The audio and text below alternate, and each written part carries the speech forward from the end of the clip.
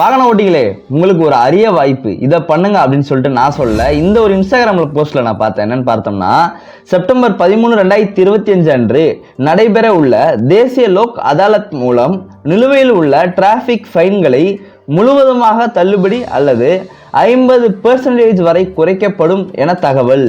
Over speed, helmet அணியாதது, சிக்னலில் நிற்காமல் சென்றது உள்ளிட்ட 13 வகையான விதி மீறல்களில் இதில் அடங்கும்.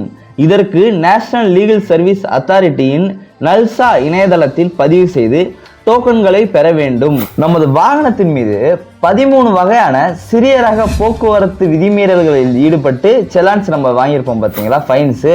அதை 50% குறைத்தோ அல்லது தள்ளுபடி செய்தோ நாம் பயனடைய முடியும் என்றது உண்மைதான். ஆனா அது டெல்லிக்கு, தமிழ்நாட்டுக்கு அது பொருந்தாது. டெல்லி போக்குவரத்து போலீசார் மற்றும் அதிகாரிகள் தான் இந்த ஒரு வழிவகையை கொண்டு வந்திருக்காங்க. தமிழ்நாட்டில் ஃபியூச்சர்ல வர வாய்ப்புள்ளதாக சொல்லப்படுகிறது. இதிலிருந்து நான் சொல்ல வருவது என்னவென்றால், இது மாதிரியான செய்திகளை பார்த்து குழப்பம் அடைய வேண்டாம்.